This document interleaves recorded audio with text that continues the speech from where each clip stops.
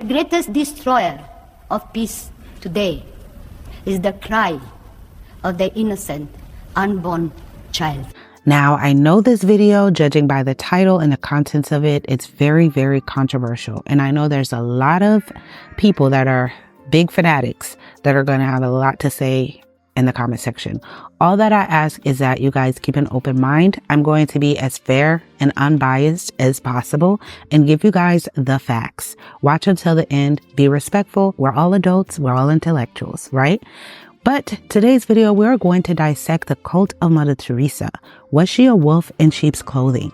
We're going to talk about her start, of course, her childhood. How did she even become the divine Mother Teresa whom people worship? They see her as a god. People even say pictures of her do miracles. She also had a lot of ties with a lot of powerful people, a lot of leaders. We're going to talk about that also.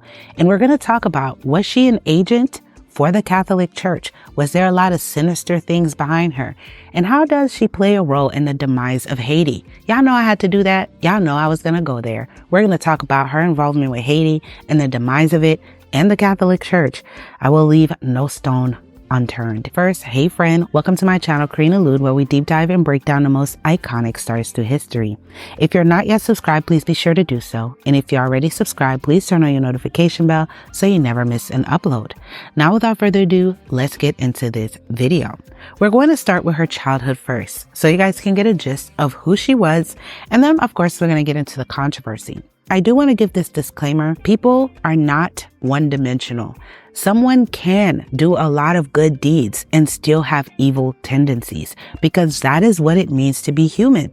And no human should ever be put in the position to be called a saint or be at the level of God. That goes against the Bible. And I know there was a time where people were illiterate and they could not read. So they took whatever they could get about the Bible from the ministers and from the popes and from whatever religious leaders, and they could not see for themselves. But now we are all literate. We all have the opportunity to read. If you don't have the opportunity to read and you're illiterate, you can literally find audio versions of the Bible, and it would tell you that no man is perfect except for the Father and the Son. We should pray to no one, and we should not expect regular people to do miracles from us. But all miracles are done by the inspiration of the Father and done by the Holy Spirit. I just want to say that disclaimer out there. This is because to many people, because they have put Mother Teresa to a godlike stance, they have become blinded to a lot of the things that she has done or she was a part of, that she participated in. And because they are religious fanatics, they cannot see clearly. They cannot read for themselves and understand for themselves what is really happening. There's a sinister thing happening here that I want you guys to open your eyes to. And by the time we're done with this video, I hope that is my prayer, that you guys all open your eyes. Let's start first with her childhood. She was born on August 26, 1910 in the port of Ottoman Empire, now known as North Macedonia. She grew up in a lively Kosovar Albanian family, deeply rooted in the Catholic faith. And I want to say, if I mispronounce any names, please forgive me in advance. You guys do know I have a language barrier. When she was just 8 years old, her father, a prominent figure in Albanian community circles in Ottoman North Macedonia, sadly passed away, leaving a lasting impact on young Teresa. When her father died, she was looking for a spiritual guidance. So she started to really get into religious matters and texts and reading to replace her father. As she grew, Mother Teresa became enchanted by tales of missionaries doing good deeds, and by the time she turned 12, she felt a strong inner calling to devote her life to religious service. This feeling reached a peak on August 15, 1928, during a moving moment of prayer at the revered shrine of the Black Madonna of Vitina Letnis, a place she cherished and visited often. At 18, she decided to embark on an exciting journey to Ireland, where she eagerly joined the Sisters of Loreto. It was at Loreto Abbey in Ireland that Teresa honed her English skills, the main language of instruction in the order fulfilling her childhood dreams of heading to India. Beginning her training at Loreto Convent in Darjeeling, West Bengal, Teresa formally embraced her vows on May 14, 1937. By the time she had transitioned to the bustling city of Calcutta, immersing herself in the teaching at Loreto Convent School in the vibrant Antilles neighborhood, her dedication saw her rise to the role of headmistress by 1944. The 1940s were tumultuous years for Calcutta, grappling with famine and sectarian tensions preceding India's partition, exposing Teresa to the city's struggles and reshaping her profoundly. During an eventful train ride in 1946 to Darjeeling for her annual retreat, Teresa experienced what she later described as a powerful call within the call. This inner urge led her to leave the Loreto order and embark on a new path, establishing a religious congregation focused on serving the most vulnerable, living and working among them. Equipped with newfound medical skills from Holy Family Hospital in Patna, India, Teresa delved into the slums, offering direct assistance to those suffering from illness and disease. In 1948, she bid a formal farewell to the Loreto Order, diving headfirst into her own initiative, setting up base in an empty space at 14 Creek Lane in Calcutta. Teresa was soon joined by a group of spirited young women, forming the core of her fledgling order. Together, they bravely ventured into the nearby slums, providing care and comfort with unwavering commitment. On October 7, 1950, Mother Teresa's dream got a massive boost when her religious order, the Missionaries of Charity, received official recognition. With more nuns joining her cause, they moved from their humble beginnings at 14 Creek Lane to their very own dedicated house, which became known as Mother Teresa House. This place wasn't just a home, it was a hub of compassion and would remain Teresa's residence until her passing. Today, it still serves as a global headquarters for the Missionaries of Charity. In 1952, the Missionaries of Charity made a groundbreaking move by opening their first hospice. They transformed an abandoned Hindu temple into a sanctuary where people suffering from various diseases could pass away with dignity, respecting their personal faiths. Mother Teresa was incredibly talented, with languages, speaking 5 in total: Albanian, her native tongue, Serbian, English, Bengali, and Hindi. This multilingual ability was a huge asset in carrying out humanitarian missions around the globe. One of her most heroic acts came during the siege of Beirut in 1982, where she managed to negotiate a ceasefire between Israeli and Palestinian forces. This truce allowed her and the Red Cross to rescue 37 children trapped in a hospital near the front lines. 1991 marked a poignant moment for Teresa as she returned to Albania for the first time since leaving at 18. There she opened the Missionaries of Charity Brothers home in Tirana, reconnecting with the country her family had moved to after her departure. Teresa's humanitarian missions took her all over the world. She ventured to Armenia after the devastating earthquake in 1988, comforted radiation victims following the Chernobyl disaster, met famine victims in Ethiopia, and aided refugees in Honduras. Despite her tireless work, Mother Teresa later years were plagued with heart issues. She suffered multiple heart attacks that led to her getting a pacemaker in 1991. Further surgeries followed to clear blockages in her coronary arteries in 1993 and 1996. Her incredible work did not go unnoticed. India awarded her numerous honors, including the Padma Shri in 1962. Early in her new religious vision, Teresa set aside the traditional habit of the Loreto order and adopted a simple white sari with blue trim made of cotton.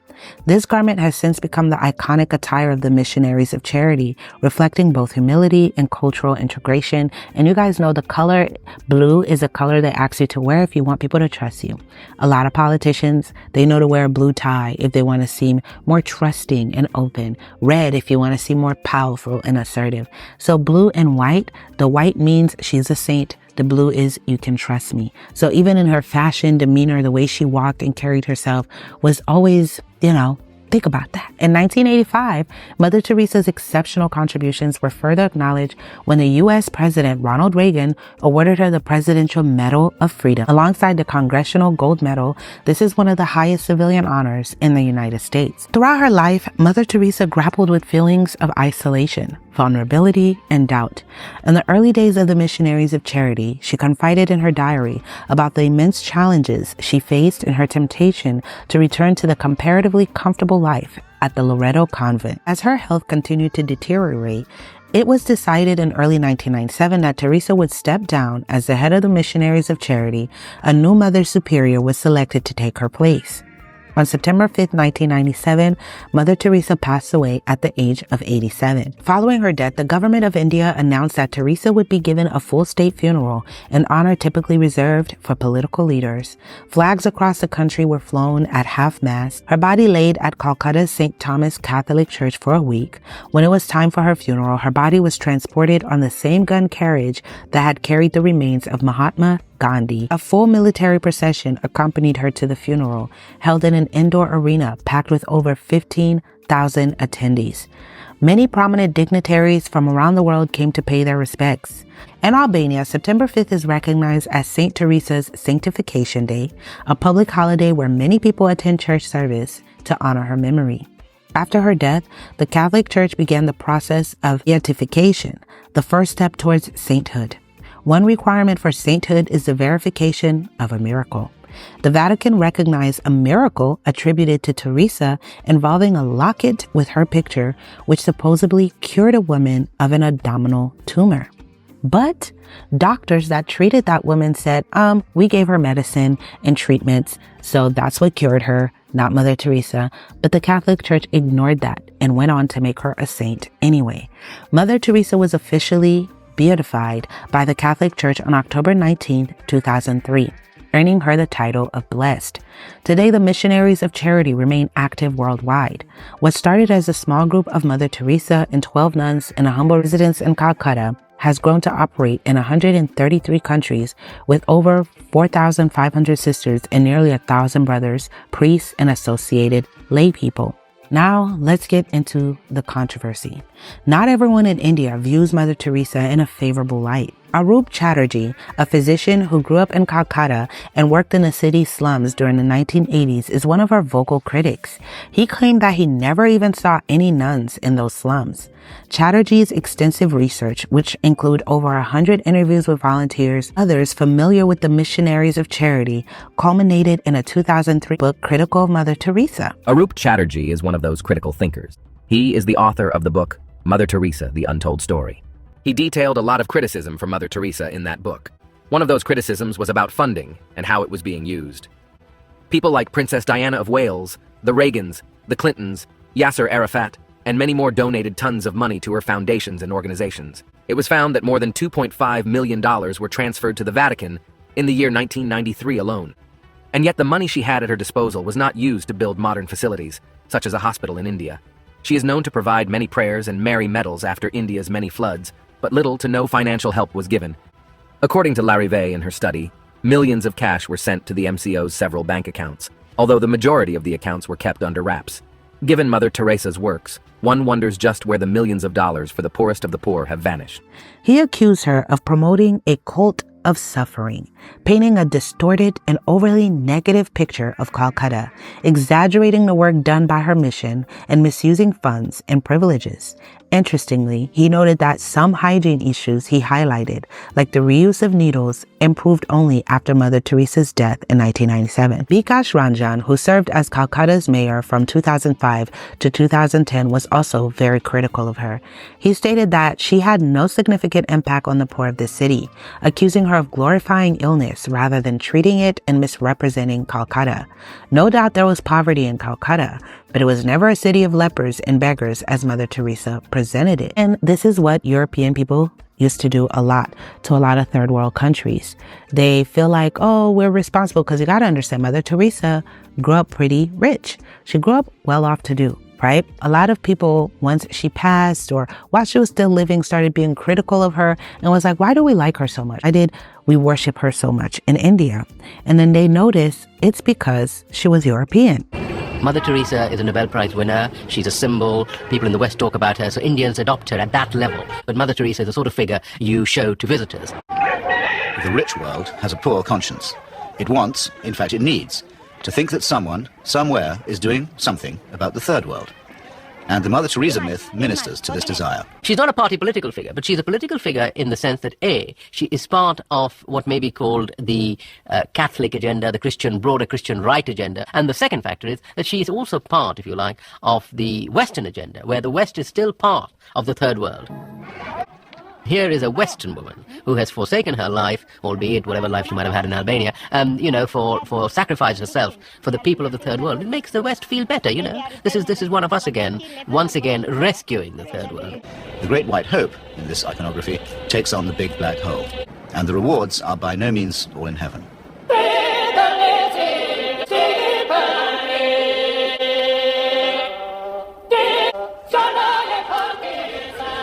For someone whose kingdom is not of this earth, Mother Teresa has an easy way with thrones, dominions, and powers. Why do the rulers of this sinful and selfish world find her so awfully congenial? See her here, posing with Ron and Nancy. The very hand that bestowed the Medal of Freedom on Mother Teresa armed and paid the death squads of Central America. Reagan's proxies murdered, among many others, 4 American nuns and the Catholic Archbishop of San Salvador at the very moment that he was celebrating Mass.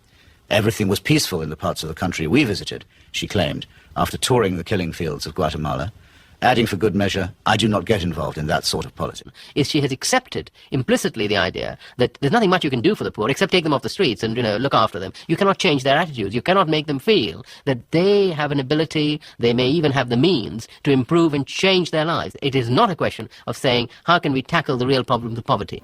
So there's that European savior complex, and it made people abroad feel good to see a white face taking care of the less fortunate in a third world country. But what happens is when you do have a face of a European that goes and play the white savior, they always make those countries look so deplorable and worse than what it is, only to collect funds and money for their own cause, never doing anything. And I will always go back to the Haiti earthquake and the Clintons, and I will pin in the comments for you guys to see my Papa Doc video and my Michelle Bennett video that I did. We're going to talk about Mother Teresa and Haiti in a little bit too. But all of these things they did also to Haiti. They present it to look worse than what it is.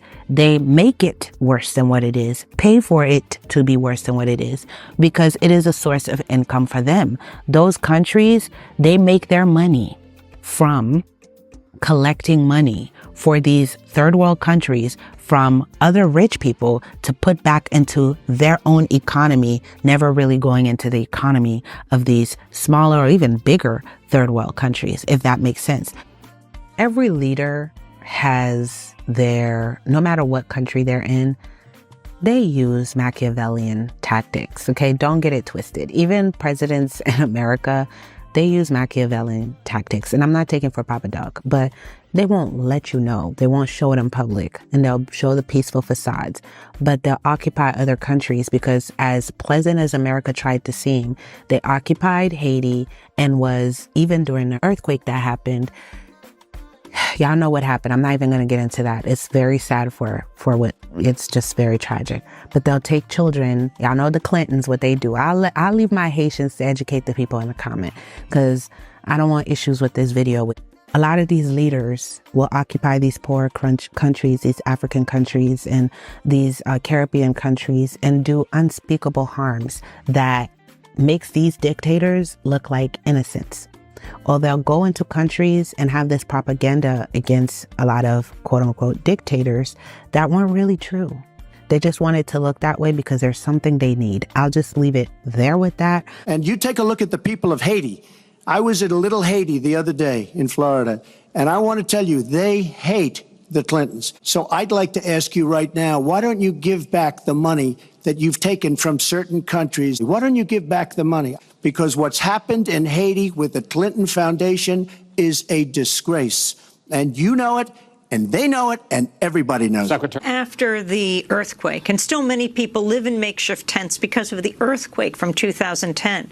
But being there in Port-au-Prince and seeing ceremonies with President Bill Clinton, he was a major force in Haiti. We have to go back when we look at Bill Clinton and his relationship in Haiti when he was president. One of the worst things that he's done that's still hurting Haiti is this policy where he took the excess rice from Arkansas, where he's from, and dumped it in Haiti and used our tax dollars to subsidize it. There's legislation that keeps getting knocked off to reverse this policy. Former President Clinton publicly apologized for forcing Haiti to drop tariffs on imported subsidized U.S. rice during his time in office. The policy wiped out Haitian rice farming, seriously damaging Haiti's ability to be self-sufficient. Since 1981, the United States has followed a policy until the last year or so we started rethinking it. We rich countries that produce a lot of food should sell it to poor countries and relieve them of the burden of producing their own food. So thank goodness they can leap directly into the industrial era. It has not worked. It was a mistake that I was a party to. I am not pointing the finger at anybody. I did that. I have to live every day with the consequences of the lost capacity to produce a rice crop in Haiti to feed those people. It's still in effect in Haiti. There's no reason why Haiti should be importing rice, because it's something that's always, the rice grown in Haiti is much healthier. Ever since this rice has been coming in, there have been diabetes epidemics. People didn't used to have that much diabetes. This is the worst thing that could have happened to Haiti. Recently released emails from Hillary Clinton's private server revealed details of how U.S. officials worked closely with the Haitian private sector as they forced Haitian authorities to change the results of the first round of presidential elections in late 2010. On Sunday, Haitians head to the polls to select their next president in the first round of elections. But now there's evidence of U.S. interference in the last presidential election back in 2010. Eventually, the U.S. government ended up supporting the current president, Michel Martelly. 10 Americans arrested for trying to take 33 children out of Haiti without permission could now face prosecution. This official says the Americans may be handed over to the United States because Haiti's court system is devastated following the January 12th earthquake. The group was arrested near the Dominican border. The 10 Americans are affiliated with a Baptist church in Idaho. They say they were only trying to rescue the abandoned children, ranging in age from 2 months to 12 years old. Even if it seems to be legal, but a lot of organizations, they come and say there were children on the street, we are going to bring them to the States. And we have already reports of a lot of trafficking, even of organ trafficking. Of organ trafficking? Of the victims of the earthquake? Yeah. Because we're going to see how that was a case with the Vatican. And the Vatican is its own government, everything. I was just in Italy. I went to visit. It's its own government. They have their own police, all of that, you know. So in a sense, any money that is being donated to it is for the benefit of that country. If, for instance, you have Mother Teresa, who is collecting millions from donation and fundraisers and other countries giving towards her cause, but it's going back to the Vatican. She is essentially funding a whole country. Do you see what I mean? Do you see what I mean? Do you see what I mean? It's starting to make sense. If, for instance, there's a donation for that earthquake that just happened in Haiti, donate to the Red Cross, donate to the Clintons, and then they collected millions of dollars, almost to billions of dollars, and they only built 3 homes. Where did all those money go? Back to the government. Not the government that they were trying to help, not the country that they were trying to help, but back to those governments. It's almost a scam and a way to raise money for rich countries to get richer. And what easier way to do it than by charity, the face of charity, the face of goodwill. No one would suspect that. And you don't have to go and, take over the country and pillage a whole country or dig and get their oil. You can just do it by crisis, create earthquakes, create scenarios, tug at the heartstrings of people to donate, and then take those money and bring it back into the government. Does that make sense? Okay. So a paper by Canadian academics Serge Larrivé, Geneviève Chenard, and Carol Senecal argued that Mother Teresa's clinics received millions in donations, but failed to provide adequate medical care, proper diagnosis, necessary nutrition, and sufficient pain relief. They believe that Mother Teresa believed the sick must suffer like Christ on the cross. They suggested that the additional funds could have been used to create advanced care facilities, significantly improving the health of Calcutta's poor. Mother Teresa's flagship institution is her home for the dying, a hospice which purportedly sweetens the last moments of otherwise destitute lives. All the patients had shaved heads. There are no chairs anywhere. There are just these stretcher beds, and they're like First World War stretcher beds. There's no garden, no yard even, no nothing. They're dying. They're not being given a great deal of medical care. They're not being given painkillers really beyond aspirin and maybe, if you're lucky, some Brufen or something. And I thought, what's the point?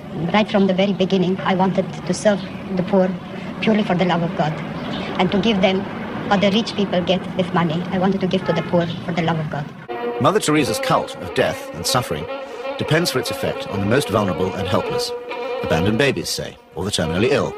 who supply the occasions for charity and the raw material for demonstrations of compassion. If you look at these hospitals, they were like hospitals that you saw in World War I, World War II, where they just was on mats on the floor. There was nothing advanced, and there was millions being funded to where the hospitals could have been decent. The hospitals could have been decent. They could have had better care, better access. You know what I mean? The people were all shaved bald in those hospitals. They took off all their hair, which took off all their dignity, but it was a form to prevent lice, etc. I get it, but it's just with all those millions, you really could have did way more than just a mat on the floor. And then reusing needles, the unsanitary. And then when people would go to check and ask the nurses or the sisters that were nurses there, why aren't you guys sanitizing those needles? Oh, it doesn't matter. They're going to die anyways. There's no time. Can you imagine? One of the most outspoken critics was English journalist Christopher Hitchens. He hosted the documentary Hell's Angel in 1994 and authored the essay The Missionary Position, Mother Teresa in Theory and Practice in 1995. In a 2003 article, Hitchens compared her actions to the medieval corruption of the church, which sold indulgences to the rich while preaching hellfire to the poor. He bluntly stated, Mother Teresa was not a friend of the poor. She was a friend of poverty. She said that suffering was a gift from God. He accused her of fighting against the emancipation and empowerment of women, which he believed was the only known cure for poverty. This is crazy. Hitchens also labeled her a hypocrite for seeking advanced treatment for her heart condition while advocating suffering for the poor. He claimed she lied to donors about how their contributions were used, asserting it was by talking to her that I discovered, and she assured me that she wasn't working to alleviate poverty. She was working to expand the number of Catholics. She said, I'm not a social worker. I don't do it for this reason. I do it for Christ. I do it for the church, end quote. Naveen B. Chawla offers a different perspective on Mother Teresa's work. He points out that she never aimed to build hospitals, but rather to provide a place where those rejected by hospitals could die with comfort and dignity. He defends against critics by noting that her hospitalizations were often arranged by her staff against her wishes, and he disputes claims of unethical conversions. Those who are quick to criticize Mother Teresa and her mission are unable or unwilling to do anything to help with their own hands, end quote. Sister Mary Prima Pierrick, the former Superior General of the Missionaries of Charity, explains that Mother Teresa's homes were never intended to replace hospitals. They were meant as homes for those not accepted in the hospitals. But if they need hospital care, then we have to take them to the hospital, and we do that, end quote. Sister Pierrick also contests the accusations that Mother Teresa deliberately promoted suffering, affirming that the mission's goal was to alleviate it. However, there were troubling accounts from those who had firsthand experience with the Missionaries of Charity. Emily Gonzalez, a noted humanitarian who briefly volunteered at the organization, described conditions that often worsened patients' health. Workers washed needles under tap water and then reused them. Medicine and other vital items were stored for months on end, expiring, and still applied sporadically to patients, he said. Gonzalez added that volunteers with little to no training performed dangerous tasks on patients with highly contagious diseases like TB. He criticized the charity for refusing to accept and use medical equipment and machinery that could save lives. It wasn't just volunteers who raised concerns. Medical experts criticized Mother Teresa's belief that patients only needed to feel wanted and die at peace with God rather than receive proper medical care. Some doctors referred to her mission as homes for the dying because her Calcutta home for the sick had a mortality rate of more than 40%. And despite this, Mother Teresa saw it differently. She allegedly said, "There is something beautiful in seeing the poor accept their lot, to suffer it like Christ's passion. The world gains much for their suffering."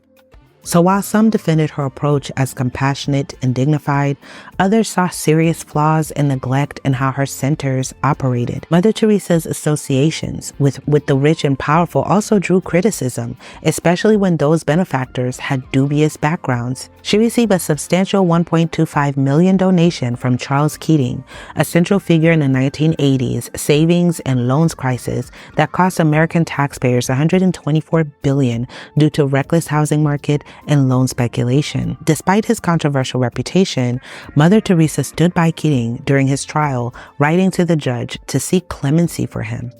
I do not know anything about Mr. Charles Keating's work or his business or the matters you are dealing with, she wrote.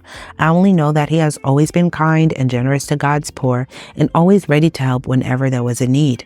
It is for this reason that I do not want to forget him now while he and his family are suffering. In the United States, Mother Teresa accepted well over $1 million from Mr. Charles Keating. Mr. Keating's problem was that he was using other people's money. He's now behind bars after the greatest scandal in American financial history. Many well-meaning Catholics donated generously to Mother Teresa's charitable organizations over the years, but questions arose about how those funds were used. Keating's donations alone seemed large enough to significantly aid those in her care. Yet, stories from volunteers painted a different picture.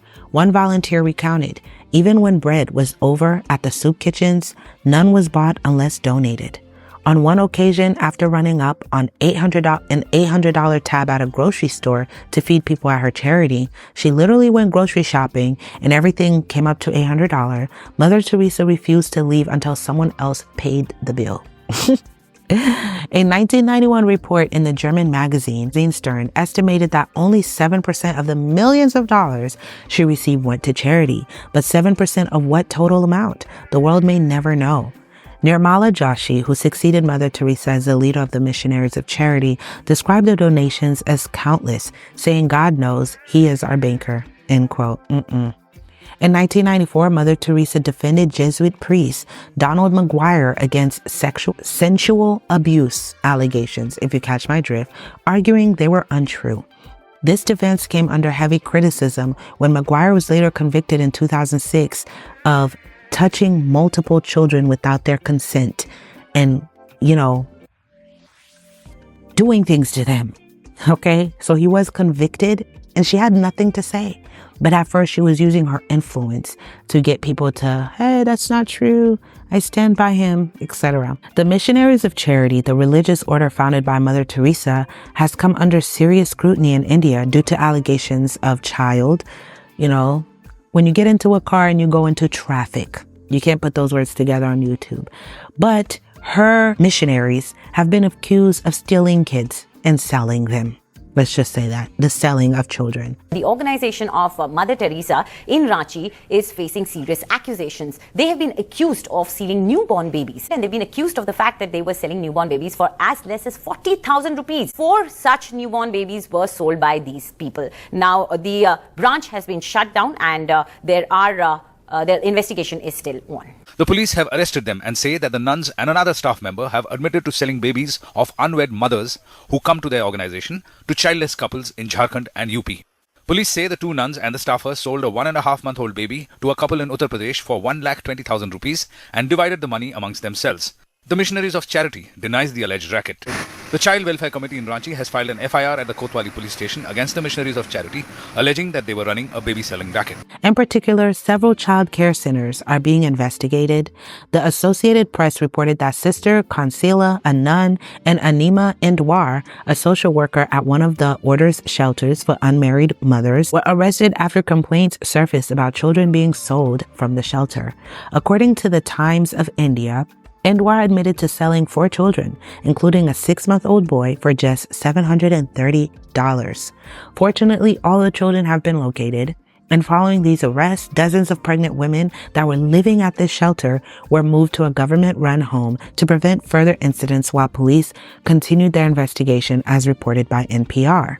In response to these alarming developments, the Indian government has instructed state officials to investigate all child care facilities that is operated by the Missionaries of Charity that was started by Mother Teresa throughout the country, adding another layer to the controversy.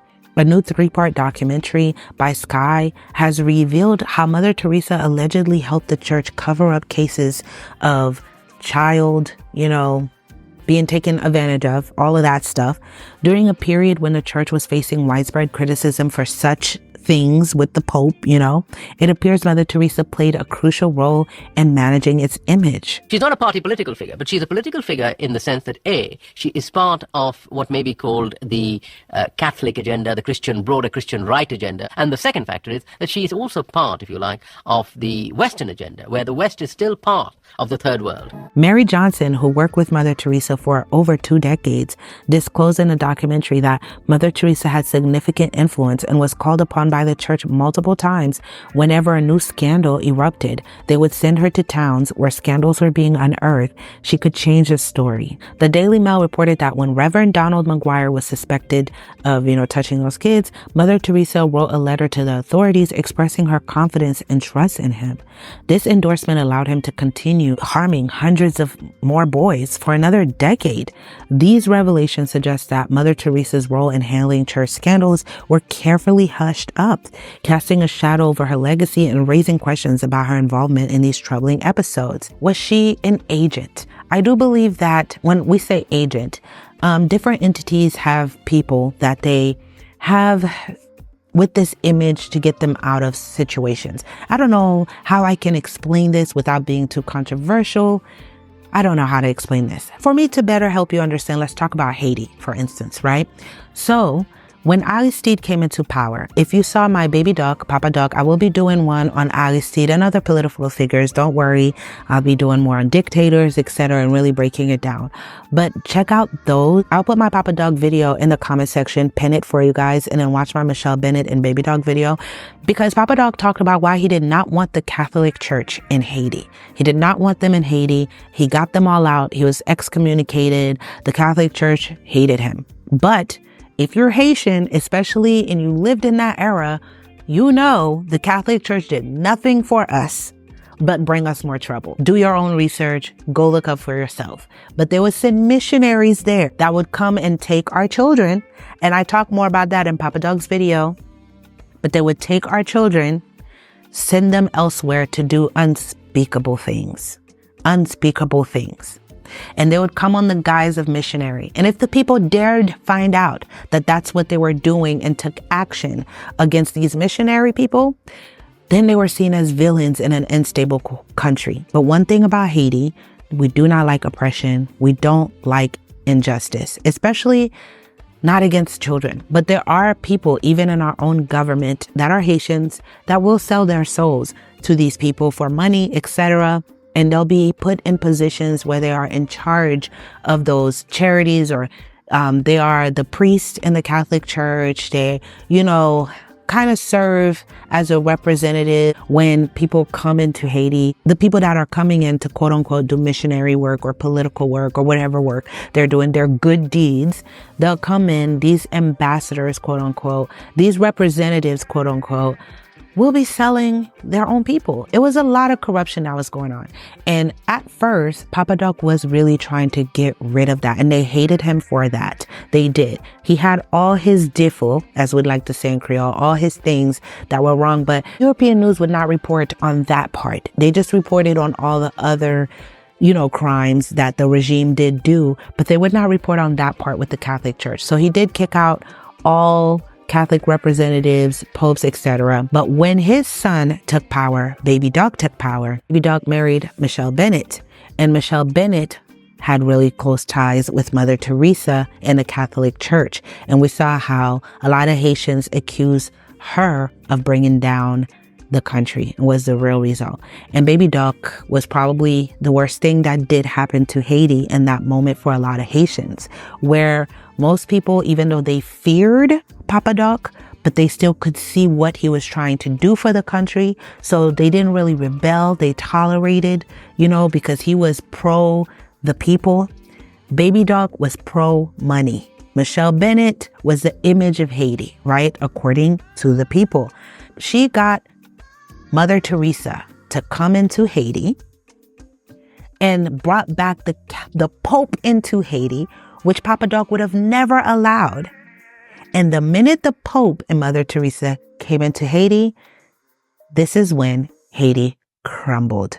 And when Haiti crumbled, They had to take back the power for the people. Hence, you have Aristide, which I will do his video for him, who took back the power and moved out all the Catholic popes again, tried to do again what Papa Doc was doing, remove the Catholic influence, remove the European powers from Haiti, and they hated him for it. The Catholic Church denounced him for it. They were against him, and they had to find a way to get back power over Haiti. Mother Teresa visited Port-au-Prince in January 1981, mingling with the Haitian oligarchy.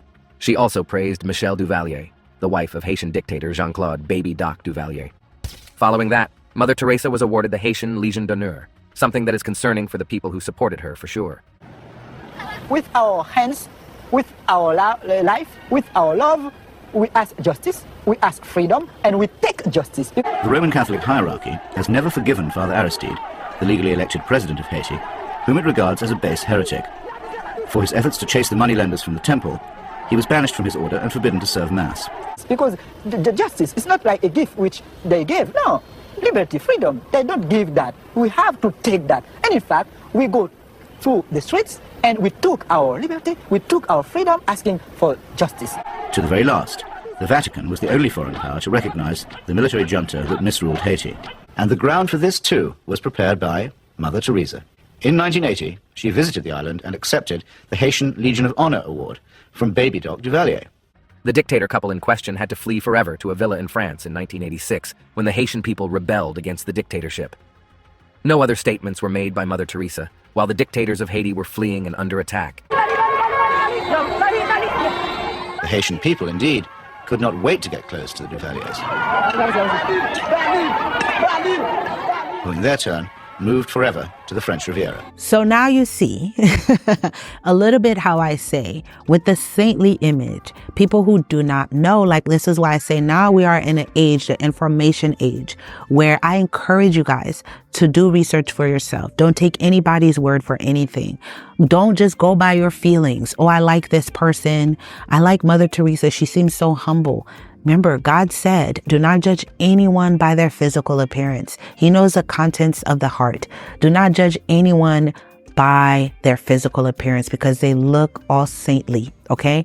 This is what was going in Haiti, to where I do feel that there are agents of chaos that goes into countries, create chaos, and they don't do good for a country. Am I against the Catholic Church?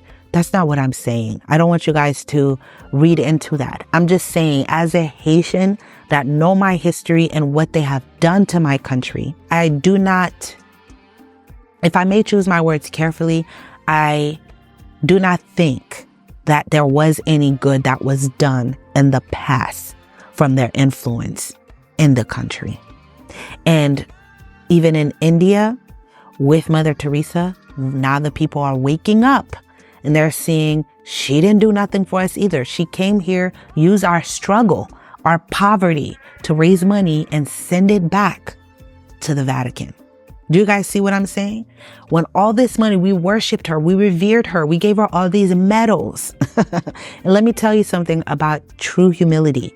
When Jesus came to earth, because she said she did it for Christ, for Jesus, for the church, all of her good works. He was crucified and just died as a criminal for our sins. This woman died and had a funeral fit for a king. The powers, all the powers that be, that were, that is, followed after her, worshipped her, revered her, put her on a pedestal and gave her gifts. Jesus didn't have that at all. He didn't have that at all. He was with his sandals, y'all. That's all I say. Jesus was just walking with his sandals, humble amongst the poor, doing miracles, humble, no riches. He didn't have ornaments, decadence, didn't stay in a palace. He was born in a manger. How can someone who says they want to reflect the life of Christ and take money to help the poor do not reflect that aspect of Christ? You know what I mean? This is something to think about. This is something to think about. And I know it's shattering if you grew up thinking she was a saint. I grew up like this. But The Lord, once you start to have your own intimate relationship with him, you start to pray to him and not man, and you ask for the Holy Spirit, the Lord will show you. There's no man that is perfect. I that's talking to you, I'm not perfect. I'm a sinner. I don't want any of you guys to ever look up to me, to be a fan of me. How can you be a follower of Christ and have people chasing you down, crying at your feet? Now they believe you can do miracles and take the place of the Father and the Son who does the miracles, right? It's crazy. And I know not everyone is Christian or, believe in these ideologies of Christ or whatever. And that's okay. You guys always know where I stand. I believe in Jesus Christ, that he died for us. I have my reasons, my experiences, my own reasons for that. And I know for myself. But one thing I know with my God,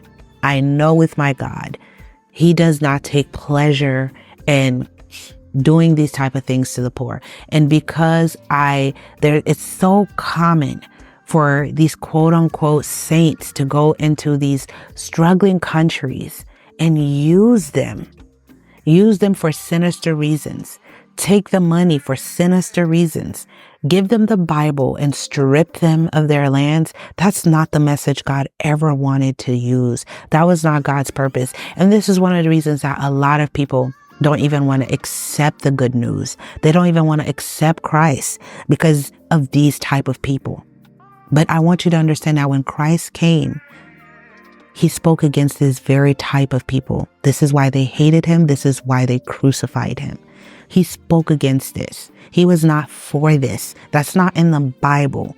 When you see people living like this, don't connect this to Christ. That was not his life. That was not his mission. Okay?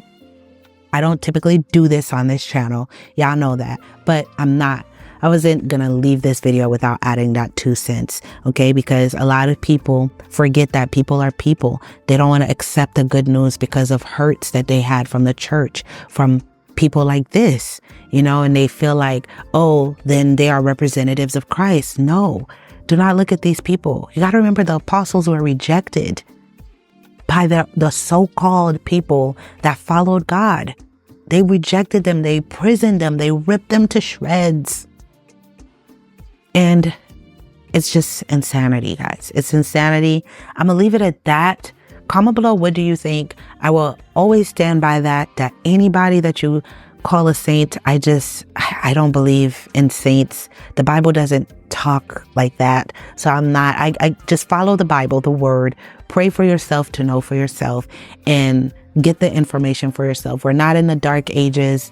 We're not in the stone ages. We all know how to read. And even if you don't know how to read, if you watching me right now on a phone, on a computer, on your TV, then that means you have access to go listen to a book, even if you don't know how to read. So there's no excuse to not know for yourself. And we still defend wickedness and this type of darkness. There's just no more excuse. You all should know. And if you don't know, you better go find out. I love you guys so much. Thank you for tuning in. I'm looking forward to reading you guys' conversations. Support this video because it's, who knows? It might just be taken down for whatever reason because, I love you guys so much. Thank you for watching. And if you like the music you're listening to, the link is in the description. I'll see you in the next one.